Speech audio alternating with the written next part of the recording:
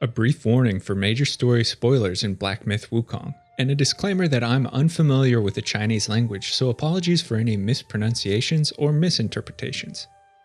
A divine being betrays his station and falls from grace. The opening moments of Black Myth Wukong show that Sun Wukong, the Monkey King, the great sage and fighting Buddha, once more wages war with the celestial court in heaven. This time, however, he's bested by the Jade Emperor's warriors. He's stripped of Buddhahood, divinity, and immortality, and seemingly slain, leaving a dark stain on his legacy. Centuries later, war and evil again run rampant in the mortal realm. One monkey, voiceless and nameless, rises to his destiny and seeks to restore the scattered relics left behind by the great sage, seeks to reforge Wukong's myth and bring harmony back to the land. This is the story of Sun Wukong and the Destined One's journey to reclaim the Fighting Buddha's legacy in Black Myth Wukong. Black Myth Wukong features heavily the tales and characters of the late 16th century novel Journey to the West, which is itself a dramatization on the life of 7th century Chinese Buddhist monk Xuanzang. This traveling monk is immortalized for his contribution to Buddhist expansion throughout China, due primarily to his retrieval and translation of several religious texts or sutras from the Indian subcontinent during a period where foreign travel was banned in Tang Dynasty China. Though Xuanzang really existed, many accounts documented in his travelogue are suffused with hearsay and folklore, ranging from the unlikely to the impossible. The mingling of Buddhism, Taoism, and Confucianism over generations gave rise to the rich Chinese folk religion, which acts as foundation for the 16th century classic. This is a realm of myth, of gods and the supernatural, of reincarnation, immortality, monsters, and demons. Characters and creatures that appear in Journey to the West are borrowed from both the Buddhist and Taoist pantheon of immortals. Most beings encountered along the way can loosely be categorized under the blanket term Yaoguai, a word that encapsulates strange, bizarre, and fantastical creatures possessed of supernatural abilities. Though many of them are demons, not all are, but most merge natural with unnatural, human with non-human. In this world, there are various realms of existence, and powerful beings can either will themselves between realms, or else move from one to the next through the cycle of reincarnation. This creates a reality in which death is hardly the end of a being, where form is fleeting, and where divine entities physically interact with the realms beneath them. Throughout the Tang monk's journey, several gods, demigods, constellations, and heavenly beings from the celestial court make their presence felt. A central character in Journey to the West is Sun Wukong, or Monkey King, a being chiseled from stone and granted through Taoist practice and Buddhist belief several supernatural abilities. He has enhanced durability, speed, and strength. He's able to carry the weight of mountains while running faster than a meteor. Sun Wukong has also mastered the Bian, or 72 earthly transformations, which allow him to shapeshift on a whim. He can ride the clouds. His hairs can be made into weapons or clones of himself. He possesses impressive memory retention. His gaze can pierce the strongest illusions, and he's even believed by some to control the elements or turn invisible. Such raw power, however, isn't controlled by a disciplined or temperate individual. Monkey King demonstrates rashness, vanity, and impudence in his dealings with heavenly beings and other supernatural creatures. Sun Wukong's life before his adventures with Xuanzang the Tang monk is one of personal ambition and mortal obsession. He rises to great heights only to fall from grace. His life with Xuanzang on their journey west is one of redemption, in which the Monkey King must learn harsh truths and practice Buddhist beliefs to attain harmony with the universe. A magical stone sits on the peak of Mount Huaguo, or the Mountain of Flowers and Fruit, idyllic home of the ancient monkeys. The stone is nurtured by heaven and earth, a manifestation of yin and yang, which allows it to produce living beings. From its stone womb emerges a dense egg, shaped by the wind to create a stone monkey. The stone monkey's birth is presaged by cosmic events that draw the attention of the Jade Emperor, ruler of the heavenly celestial realm, but he at first pays no mind to this diminutive creature. The stone monkey mingles with other monkeys of the mountain, and after finding a safe home for them curtained by a waterfall, declares himself handsome Monkey King. Though he rules his kind benevolently, the stone monkey is ambitious, restless, and self-absorbed. Traits of arrogance and mischief course deeply within him. With the years, handsome Monkey King gathers more power and grows increasingly fearful of losing it. He sees his elders pass, and though he commands authority, handsome Monkey King is helpless to resist the march of time.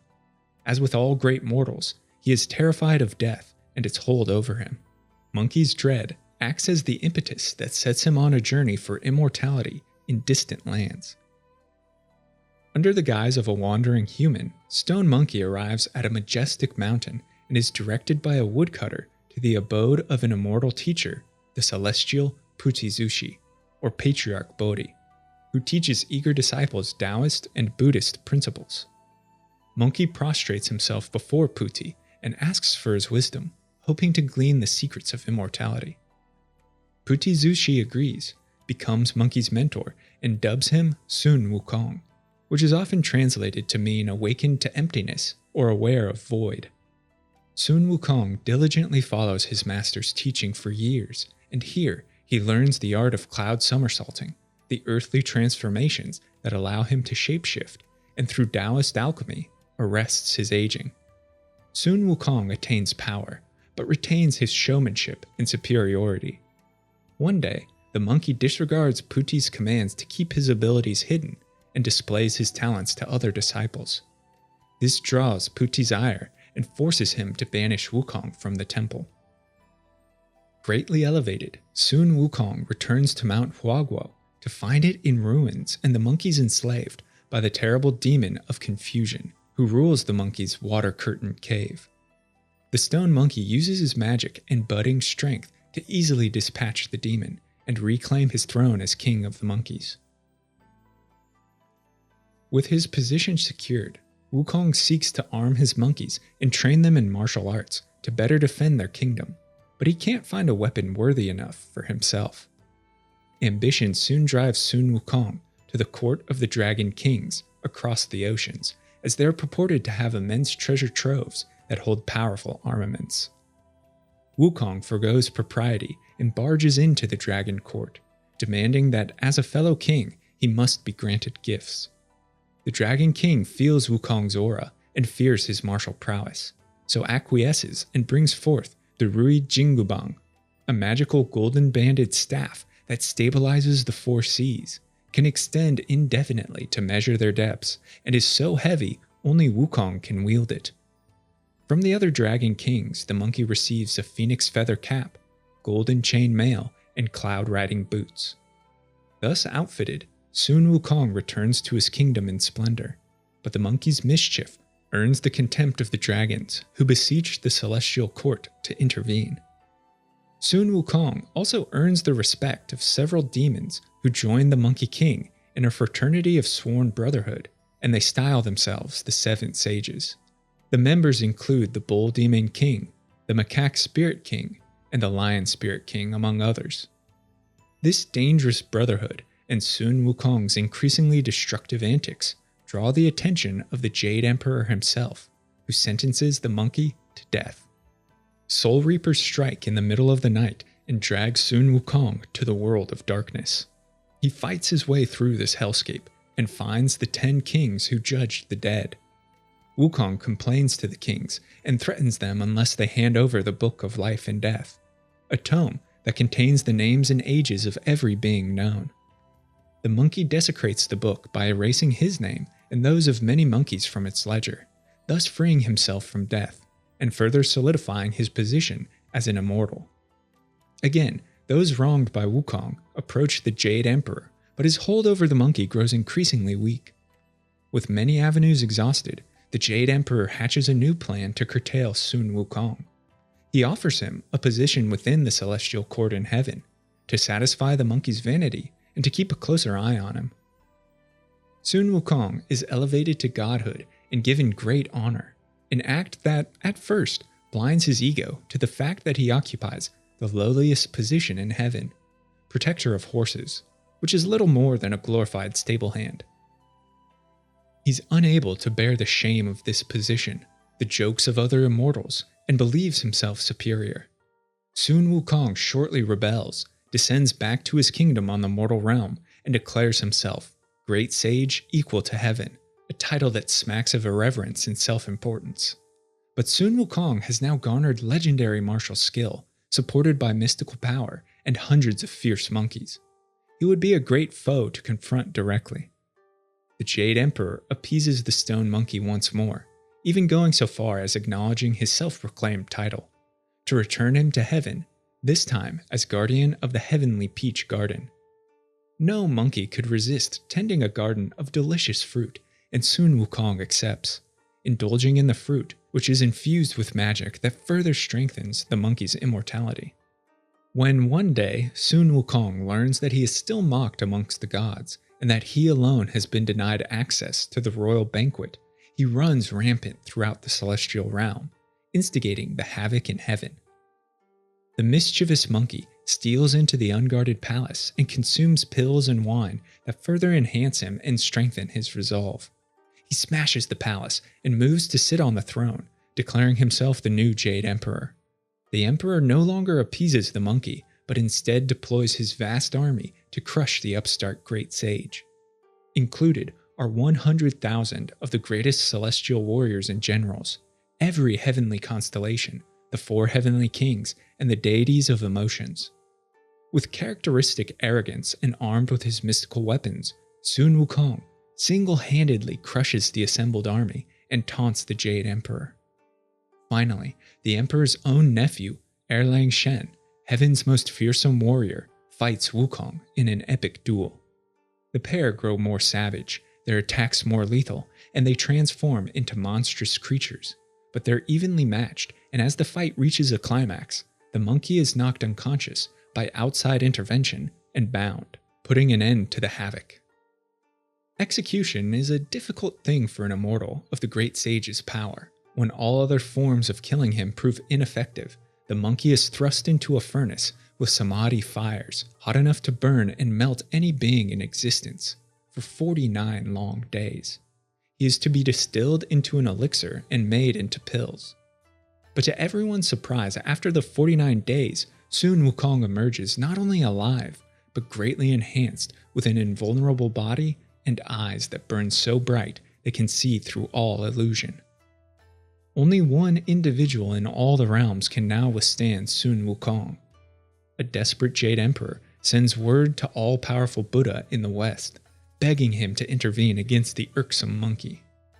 The Buddha arrives as the monkey confronts the Jade Emperor and claims that he should be crowned the new emperor in heaven. The Buddha uses Sun Wukong's vanity against him and engages the monkey in a simple bet. If he can escape the Buddha's palm, he will become the new Jade Emperor.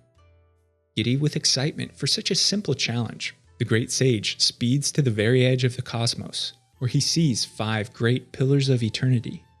He proceeds to urinate on and defile them in his victory. Wukong then races back to claim his prize, only to realize that the 5 pillars were actually the 5 fingers of Buddha, whose palm encompasses the universe. Before he can react, Buddha turns down his palm and sends a massive mountain crashing upon the arrogant monkey, who believed himself heaven's equal. Buddha seals the mountain with a paper talisman. For 500 years, Sun Wukong is encased in stone, isolated and imprisoned.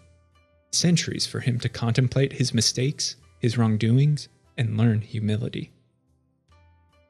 Towards the end of Sun Wukong's immurement, Guanyin, the bodhisattva and goddess of mercy, clemency, and compassion, believes his soul is prepared for redemption. She seeks strong characters to act as disciples and companions for the monk Tang Sanzang, who has been ordered west by the Emperor of China to locate legendary Buddhist sutras in India. The retrieval and translation of these scriptures will bring peaceful prosperity to China. The journey west is arduous, fraught with many dangers and struggles, only amplified by the widespread belief that eating Sanzang's flesh will bestow immortality.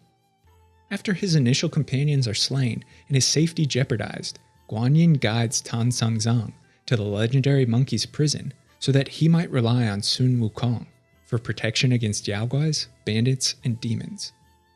Sanzang releases Sun Wukong from his prison and offers the monkey complete freedom, following their journey to India. The great sage, thankful for an end to his sentence, pledges his loyalty and his staff to the Tang monk, but the celestial court knows the monkey's willful nature, and so gifts the monk a magical golden circlet to tame him. This band can tighten around Wukong's head and create insufferable headaches should the monkey betray his duty. It acts as a shackle that binds him to the weary eye of the celestial court, his crimes against them still fresh in their memory. The pair are joined by 3 more disciples who have at some point committed wrongdoings but are judged worthy of redemption by Guanyin. Bailong Ma, a white dragon and 3rd son of the Dragon King of the West, transforms into a gallant horse who acts as the Tang monk's steed throughout the journey. The gluttonous Zhu Bajie, once a commander of Heaven's Navy, was banished to the mortal realm for his sexual and physical appetites. He advanced on the goddess of the moon, who reported him to the Jade Emperor, had him exiled, and transformed into an ugly pig demon. And the quiet, dependable Sha Wujing, a sand demon who had been banished to the mortal realm for dropping and shattering a heavenly goblet. Of all Tang Sanzang's disciples, Sun Wukong is the most intelligent, the most powerful, but also the most violent and uncontrolled. He's frequently admonished by the monk for his actions. As the group travels to India, they suffer many trials and must endure 81 tribulations, which often take the form of physical tests against demonic or spiritual entities, or moral tests of faith and conviction. For the great sage, this journey is a quest for enlightenment in which his temperamental and selfish character must be melted in the crucible of struggle and reforged into a pure soul filled with the highest qualities. Sun Wukong is often guided by Tang Sanzang's wisdom and compassion, while the monk frequently depends on the monkey's prowess to defeat terrible foes. In their travels, they confront the corrupted monks of Guanyin Hall, whose disciples have succumbed to greed manifest in the Black Wind Demon. They traverse Yellow Wind Ridge and must defeat the Yellow Wind Demon, whose terrible gales buffet and even blind Wukong's golden sight. The monkey humbly seeks the help of Lingji Bodhisattva to dispel the winds and defeat the demon.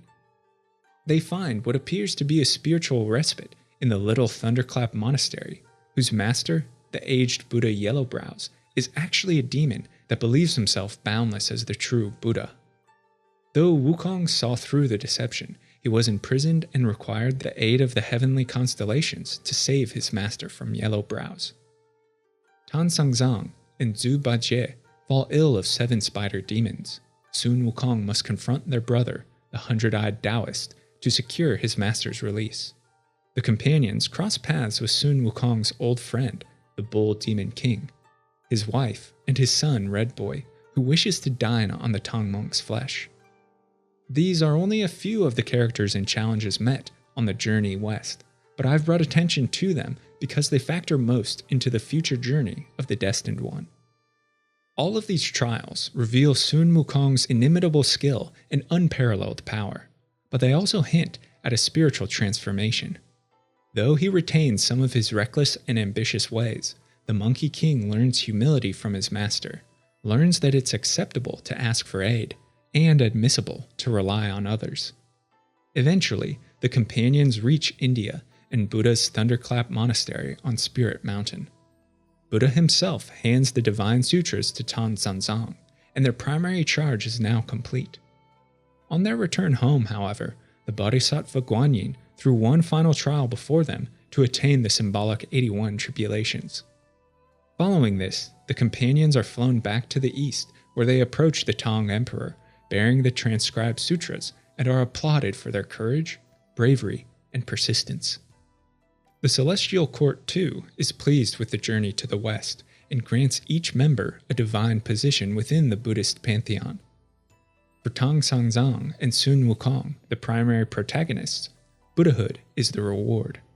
The Monkey King, once a demon and hellraiser, a rebel against heaven and indulgent being, has borne his charge well, and for his efforts is given the title Victorious Fighting Buddha. This marks the pinnacle of Sun Wukong's redemption, but it doesn't signify the end of his story. The great sage returns to Mount Huaguo and once more sits as king of the monkeys atop his throne. It's uncertain how much time passes and what exactly transpires, but at some point, despite his legendary journey and his position within Buddhism, Sun Wukong once more attracts the suspicion of the celestial court. The Monkey King could very well have fallen into old habits upon his return, could have turned selfish and intractable once more, and defied the Jade Emperor or insulted Buddhahood. Or perhaps members of the heavens grew envious of Wukong's position and suspicious of his power. In any case, the entirety of Heaven's army marches on Mount Huaguo to put an end to the victorious fighting Buddha. Erlang Shen, the greatest warrior god of heaven and the monkey's equal, again challenges Sun Wukong to a duel. Much as they demonstrated in the past, the two are unable to best one another. Erlang transforms into a bird, but as Sun Wukong gives chase, it's revealed that the golden band placed on his head before the Tong monk embarked on the journey remains. Buddhahood doesn't free Wukong from his imprisonment, and he's still bound to the will of the celestial court. The band tightens around his head, and the ensuing headache breaks the great sage from his concentration. This gives Erlang Shen an opportunity to strike. He thrusts a lightning-charged spear into the Monkey King and drives him into the earth. With this blow, Sun Wukong is defeated. His mortal form is destroyed, his six senses are shattered, and his ego is imprisoned within a stone egg, bound to endure indefinite punishment. The legendary rise and fall of Sun Wukong fades to myth over centuries. In a manner that mimics his first birth as Stone Monkey, Sun Wukong lies dormant within the stone, and the universe awaits the time for either his return or for his successor to rise and assume the mantle of the great sage. And this is where the Destined One's journey begins. The monkeys of Mount Huaguo have passed on the myth of Sun Wukong for generations, holding out hope that one strong and brave will rise to restore the Fighting Buddha's legacy. Finally, after 500 years, a monkey, dubbed the Destined One, is deemed fit for the task. The story of the Destined One is episodic, separated into 6 chapters, each set in a unique region of ancient and mythical China. The Destined One's mission is to retrieve the 6 relics of Sun Wukong, scattered to the farthest reaches and lost to time, now guarded and exploited by powerful Yaoguai kings, and each chapter of the narrative revolves around one distinct item. Chapter 1 opens in the forested Black Wind Mountain, where bandits prowl the roads and Yaoguais have impressed their will since the great sage's disappearance. The Black Wind King, a powerful demon also known as the Black Bear Guai, rules over the mountain. This place was once home to the ancient Guanyin Temple, where monks venerated the deity and sought enlightenment. The temple's elder Jinchi was a covetous man who made plans with his disciple Guangzhi to steal Tan Sangzang's Kasaya robe while the group traveled through. This plan backfired and burned down the temple complex, killing most all of the disciples. Racked with grief, Jinchi committed suicide, and the Black Bear Guai stole Sanzang's Kasaya. He evaded Sun Wukong's chase, but was defeated by Guanyin's intervention, and he promised to serve her as the mountain's guardian deity. But over the centuries, and with the arrival of the Craving Eyes relic, one of Wukong's senses, the Black Bear Guai returned to the mountain to assert authority from the ruined ashes. The Destined One, guided by the Shrine Keeper, brings harmony back to Blackwind Mountain. The monkey confronts Guangzhi and Guangmao, once disciples of Elder Jinchi, as well as the remorseful spirit of the Elder himself, who resides in the spiritual realm of the ancient Guanyin Temple. As the Destined One progresses, it's revealed that many lesser Yaoguai and other characters have been enthralled by the acquisitive greediness of the Craving Eyes, now in possession of the Black Wind Demon and guarded at the peak of the mountain. In the time of Wukong, the Black Wind Demon had 2 companions, the Wolf Guai Ling Shizu and the Scholar in White Robes, a human-snake hybrid called a Naga. Though they were defeated and the wolf actually slain by Wukong, it appears as though they've returned from the dead to challenge the Destined One. These aren't, however, the original Yaoguais. The Grey Wolf Guai has only assumed the name, and the white-clad noble is the Scholar's brother. Both bend knee to the Black Wind Demon and bar access to the mountaintop. Once defeated, the monkey is free to travel towards the summit. The Destined One battles the Black Wind King in his human form, and once bested, he then transforms into his true, monstrous bear form. An epic struggle commences at the mountain's peak, wrapped in smoke and flame, but with the assistance of the fireproof mantle gained upon banishing Jinchi's lingering spirit, the warrior proves too much for the Black Wind Bear. Upon his defeat, the Destined One gathers the first of Sun Wukong's relics. The monkey next finds itself in Yellow Wind Ridge, an arid and desolate waste whose people have been overrun by rat yaoguais as the scorching temperatures destroyed their lands. A headless minstrel lyrically narrates the Destined One's journey and occasionally offers it aid. The Yellow Wind Demon, or Yellow Wind Sage, a wayward disciple of the Bodhisattva Lingji, once resided in a cave along Yellow Wind Ridge in the time of Sun Wukong. The demon is so named because he commands samadhi winds, divine gales that whip and lash. No being can withstand these winds, and they even blinded Sun Wukong. The Yellow Wind Demon sought to eat Tan Sangzang and gain immortality, so sent his tiger vanguard to collect the monk. Though the company defeated the tiger, they couldn't overcome the Yellow Wind Sage and had to call for Lingji Bodhisattva's aid. Lingji subdued his disciple, who was in fact a yellow rodent from Vulture Peak, and took him back to answer for his crimes. But in the intervening centuries, the sage has returned to Yellow Wind Ridge and is reinvigorated by the great sage's relic, the Fuming Ears. He wishes to absorb the power of Wukong's relic, so calls the Yellow Wind Formation and secludes himself deep within the ridge, surrounded by a ceaseless gale. The Yellow Wind Sage demands obedience from the Rat King and Princes of Flowing Sands in his absence, who offer ritual sacrifice to the demon's twisted lieutenant, the Tiger Vanguard, within the Crouching Tiger Temple. They are each custodians of tally keys, required to open the gates that lead to their master's sanctuary. As the Destined One treks this harrowing land, it confronts many rat and stone yaoguais surrounding the Sandgate village and neighboring Fright Cliff. The monkey first confronts the king and second prince of Flowing Sands. Upon their defeat, the king rushes to summon the crazed but extremely powerful first prince in a desperate gambit to destroy the monkey. But upon his rousing, the first prince devours his father, before then lashing out at the Destined One. After the royal family has been vanquished and one of the two tally keys gathered, the monkey then seeks out the Tiger Vanguard in Crouching Tiger Temple. He sits in the center of a macabre scene. Dozens of bodies litter the temple grounds and lead to a pool of blood where the Vanguard laps up the life force of rat yaoguais given up in ritual sacrifice. This cat is the son of Yellow Wind Sage's first tiger disciple, who suffered death at the hands of Sun Wukong, and so the Vanguard has great hatred for the Destined One, Wukong's successor. Through deft skill, the Destined One defeats the Tiger Vanguard and gathers his tally. With both keys in its possession, the path to the Yellow Wind Formation lies open, and the monkey can challenge the sage to gain Wukong's relic. As the Destined One approaches the eye of the windstorm, it's discovered that the Yellow Wind Sage carries a great vessel that grants significant power. The vessel is the head of his former master, Bodhisattva Lingji. He believes with his master's head he can absorb the great sage's relic. The Destined One can't rely on Lingji's intervention as Wukong had, and must brave the Samadhi winds alone. The struggle is made easier if the monkey acquires the Wind Tamer vessel from the kingdom of Sahali. Once used, this magic vessel stills the wind and calms the storm, allowing the Destined One to see through the Yellow Wind Sage's terrible gales. With the demon subdued, the headless minstrel returns, who reveals himself as Lingji Bodhisattva.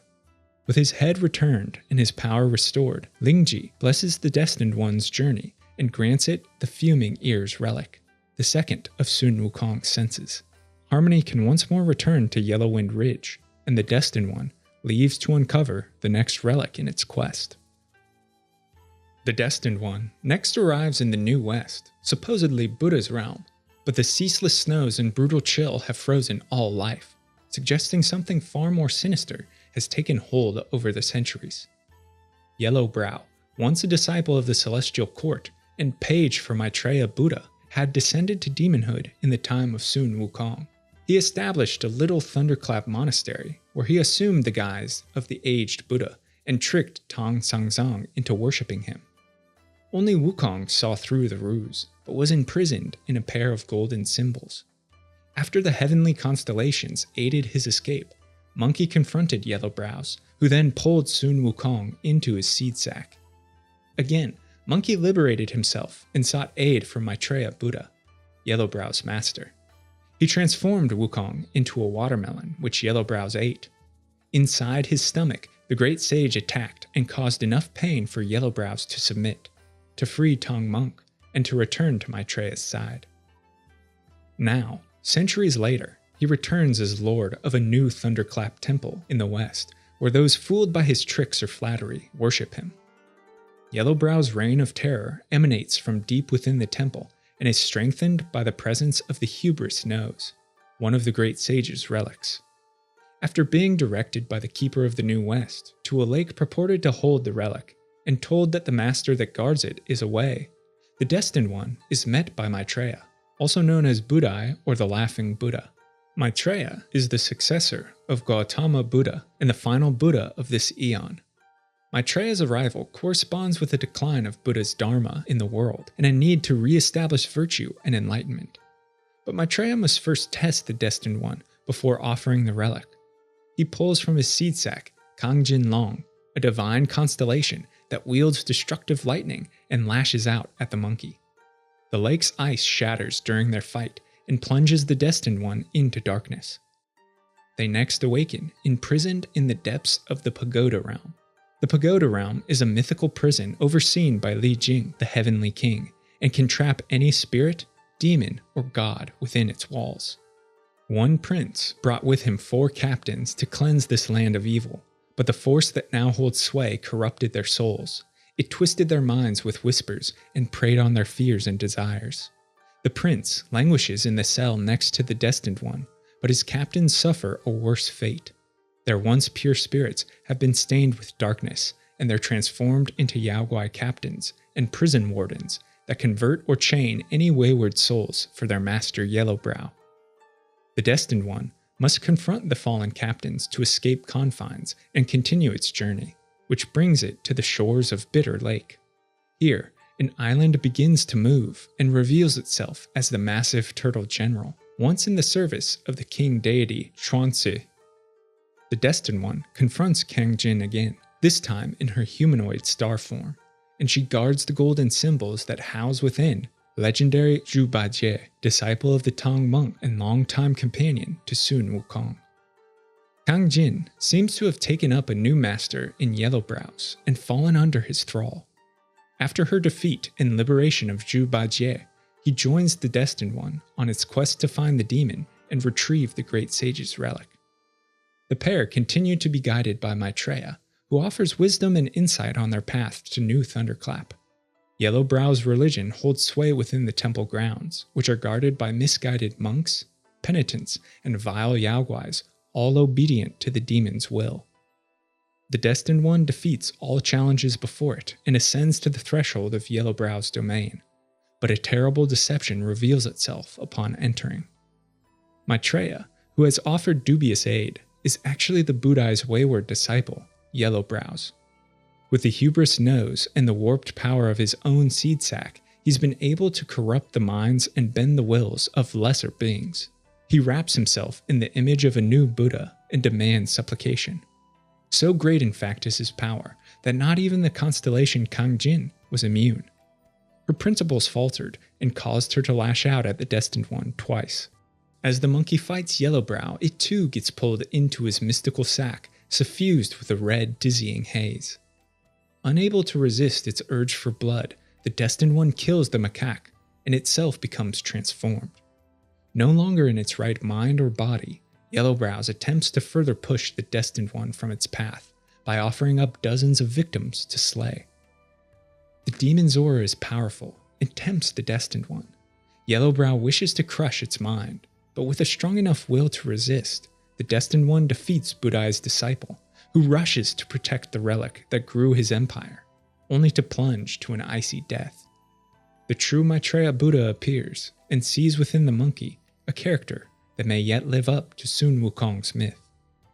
Budai retrieves the hubris nose and grants the relic to the Destined One.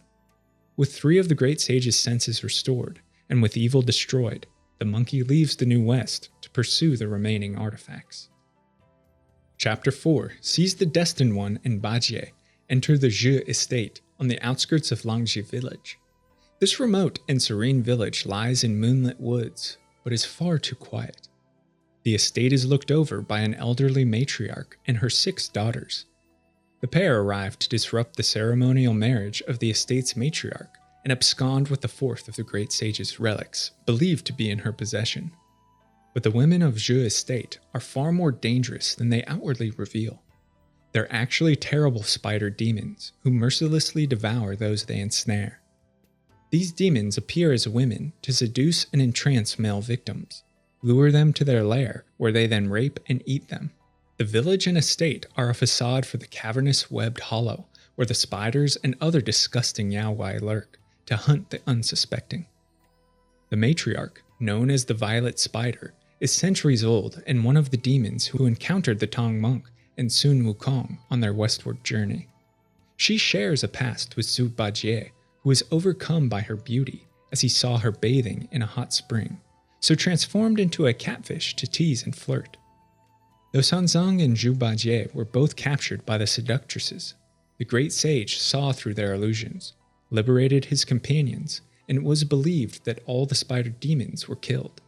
But generations later, it seemed Zhu Bajie, stirred by his attraction, spared the Violet Lady, and though she survives, she harbors nothing but hatred for both the monkey and the pig. One of her daughters uses a magic needle to entrance Bajie and lure him deep into their lair. It's then revealed that the Violet Spider anticipated the Destined One and Bajie, and that the marriage is set up as a mock ritual between her and Zhu Bajie that will culminate with her feasting on his soul, a sinister end to their lustful past. The Destined One now must not only scour the hollow for the great sage's relic, but also free its companion before Zhu Bajie is devoured.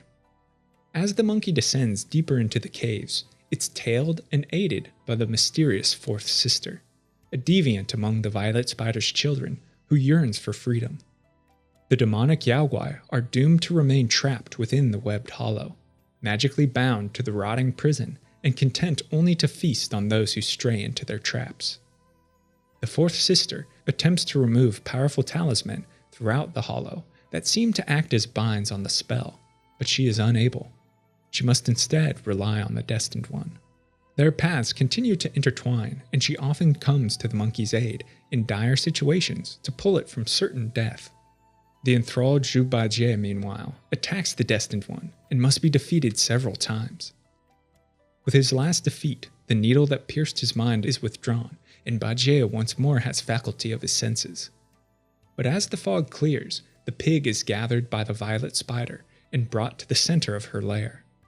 With only moments before he's eaten, the Destined One arrives and challenges the Violet Spider to a deadly duel. Following her defeat, the hollow overruns with millions of spiders, and the Destined One escapes their lair to the Temple of Yellow Flowers. This secluded training ground within the mountain range is a Taoist sanctuary overseen by the 100-eyed Taoist master. This character is actually a centipede yaoguai who has learned through Taoist practice to transform into a human. His 100 eyes entrance and paralyze foes with blinding light, and the 100-eyed demon acts as the spider's superior. In the days of Wukong, he helped the spiders avenge their defeat and attempted to eat the Tang monk to gain immortality. He was long ago subdued by the bodhisattva Pilanpo and exiled to the Purple Cloud Mountain, but has since returned. The 100-eyed Taoist is the Yaoguai king in possession of Sun Wukong's relic, the Envious Tongue, and has used it to reassert his position in the temple. He also acts as mastermind for the new generation of spider sisters, and the Violet Spider is bound to him for he granted her increased longevity. After the spider's defeat, they return to their master pleading, but he sees weakness in their failure, and so turns on them, gathering the gifts he bestowed on their mother and killing the Violet Spider. He then challenges the Destined One, who must overcome his mastery of martial arts and his blinding gaze to gather the fourth relic of Wukong. After the Taoist master's defeat, the Violet Spider hurls one final accusatory curse at Bajie before she passes. Her hatred for him was wrapped in love, and though their destinies were to become enemies, it's clear they both still had feelings for one another. Only one of the 5 key senses remains to be claimed by the Destined One, and the relic is believed to be in Flaming Mountain, a scorching land guarded by the Bull Demon King. Bull Demon was once a sworn brother to Sun Wukong and leading member of their demon brotherhood, claiming the title Great Sage Who Pacifies Heaven. But during the monkey's journey of redemption, they become enemies. Bull Demon, his wife Princess Ironfan, also called Rakshasi, and their son Red Boy all act as antagonists to the Tang monk and Sun Wukong. Though Red Boy is subdued by Guanyin, Bull Demon proves to be Wukong's equal in battle, and their struggle ends only with divine intervention from Li Jing and his son Nirja, who subdue Bull Demon before taking him to the Jade Emperor. In the intervening centuries, Red Boy has gone back on his service to Guanyin, has returned to his old mischievous ways, and has raised an army in rebellion against his father, hoping to claim Wukong's relic. The Destined One and Zhu Bajie tear through Red Boy's forces and stumble upon Ping Ping, a fox tied to a tree who claims she is the daughter of Bull Demon King and his concubine Princess Jade Countenance, an individual Zhu Bajie killed in the past.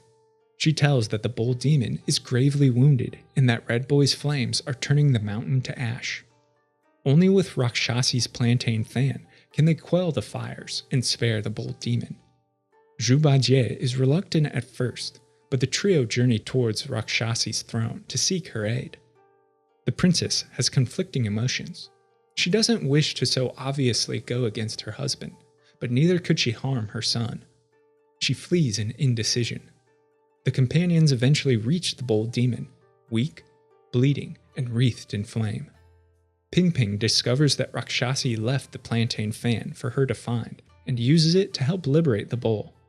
The companions approach, but the Demon King sees through Ping Ping, and it's revealed she was Red Boy in disguise. The Demon Prince attacks the Destined One in a fight for the bull's life and the 5th relic. After the monkey defeats Red Boy, the Bull Demon proffers up the grieved body that he had hidden for years deep within his stomach out of fear. He was too afraid to use its power and too afraid to gift it to another, but in the Destined One, he sees Wukong's legacy. Red Boy, however, has one more trick and only feigned defeat. He snatches and eats the relic, gaining immense power and transforming into the Yaksha King, the last member of his mother's semi-divine race. Though greatly enhanced, the Yaksha King is no match for the Destined One, who possesses 4 of the Great Sage's senses. After his second defeat, the Lady Rakshasi intervenes and begs for clemency on her son, promising that all 3 will retreat into quiet meditation if the boy's life is spared. Red Boy can't live with the shame of his defeat, the shattering of his ambition against his father, or without the power of the grieved body, and so takes his own life. The Destined One and Zhu Bajie leave the Red Bull Demon in much the same way as Wukong had those ages ago, in pain with his house in shambles. But with the last of the 5 main senses gathered, only one chapter is left in the Destined One's journey. The last chapter transpires where the journey began, near the summit of mythical Mount Huaguo. As a vessel for Sun Wukong's 5 gathered senses, all that remains for the Destined One to assume his legend is to gather the final sense, mind, which is tantamount to the Great Sage's spirit. This is believed to be held by the old monkey and locked within the stone egg.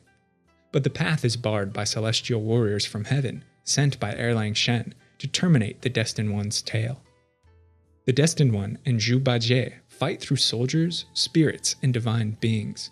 With each challenge overcome, a piece of Sun Wukong's armor finds its way to the monkey.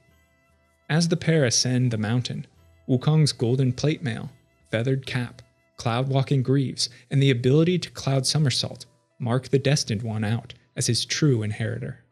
Behind the waterfall curtain, where the Monkey King once ruled from his ancient throne, rests his legendary staff, The Jingubang.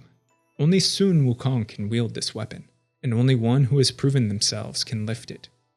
As the Destined One takes the final item, it has now embraced Sun Wukong in everything but memory. That memory remains locked within the stone egg. At the summit, the Destined One prepares for the final challenge. Two possible endings present themselves and depend on the actions taken throughout the Destined One's quest, each with their own unique ramifications. The first involves a reunion with the old monkey sage at the top of Mount Huaguo, next to Sun Wukong's stone egg. Held within is the great sage's realm, a landscape of his memories in life, his obsessions, his heroic actions, and his faults. The old monkey guides the Destined One along the river to its end. Before them lies the final challenge. The stone monkey, the shell of the great sage bereft of all of its senses, must be shattered for the Destined One to assume Sun Wukong's legacy. Only by defeating it can the mind, first of all senses, be added to the five and their complete might manifest in the Destined One. But once the stone monkey is defeated, it transforms into the great sage's shell, an even more powerful stone simulacrum of Wukong. It tears all five relic senses from the Destined One and regains Sun Wukong's prowess, but still without the mind, it cannot call itself the great sage, nor is it unassailable. As the Destined One proves its worth through the crucible of combat, the senses return one by one.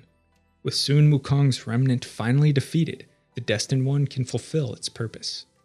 The great sage had a darkness about him, an infamy that tarnished his legacy.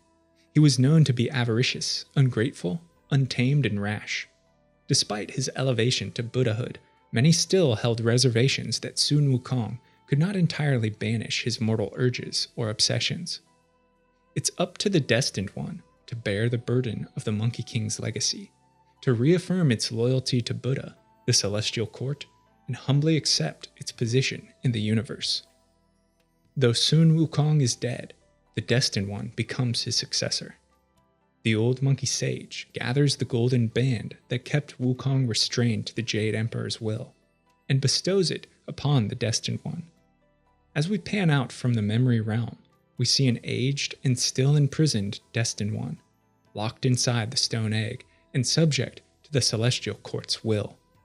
In this ending, the Destined One hasn't forged a new path, but rather become a slave to the cyclical passage of events and endures the punishment placed on Sun Wukong for many centuries. The second ending is one of revelation that follows the Destined One's epic struggle against Erlang Shen, the one who had defeated and killed Sun Wukong in the opening sequence. Erlang and the Destined One are evenly matched. Each grows more fierce through several transformations as they try to best one another in a manner resembling Erlang's fight against Wukong during his havoc in heaven. As they become massive beasts, Erlang summons the four heavenly kings, guardians of Buddhism and the Celestial Court, to strike at the Destined One. Following this cataclysmic struggle in which the monkey demonstrates its merciless superiority, both once more transform into their normal size. Before the Destined One lands a killing blow, Erlang Shen's third eye erupts in a torrent of Sun Wukong's memories. It's here, within Erlang, that the great sage's final sense, the mind, is stored, not within the stone prison. This unlocks hidden recollections and secret motives. As Shen said, no one could defeat Sun Wukong but himself. Despite his journey west, his humility, his rise to Buddhahood, as long as the golden band remained on his head, the great sage was always subject to the Celestial Court, was always tied to another's whims. And for all their pretense, the court holds great resentment towards Sun Wukong, his mere existence considered a grave transgression whose sentence can only be death. It's in this environment that Erlang Shen conspired with Sun Wukong to break the monkey free of his fate, his destiny, and the Jade Emperor. Erlang himself had grievances with the Celestial Court and grew to despise them as much as the monkey.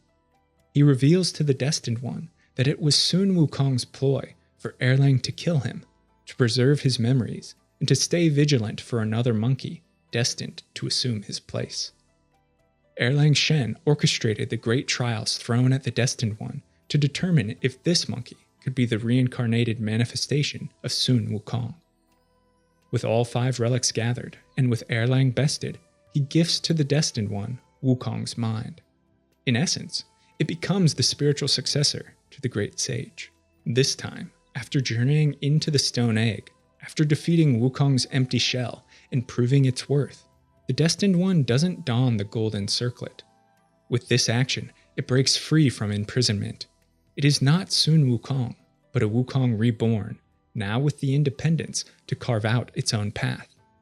Equipped with all 6 senses, adorned with the Great Sage's legendary armaments, the Destined One is unconstrained by the celestial court, and possessed of immeasurable power.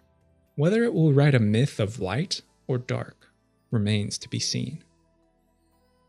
Thanks so much for watching and listening to the complete story of Black Myth Wukong explained, and the inspiration drawn from Journey to the West. Let me know your thoughts about Sun Wukong, his companions and adversaries, and what you'd like to learn more about in the comments below. And if you're a fan of lore and storytelling, be sure to subscribe to the channel, check out the podcast where content is uploaded frequently. I want to take a moment to thank my amazing supporters over on Patreon, who make all of this possible, and I couldn't do it without their fantastic support. If you'd like to become a lore luminary for access to me, a great community, written scripts, and early video drops, head to patreon.com/thelorebrarians to learn more. Until next time, go forth and explore the lore.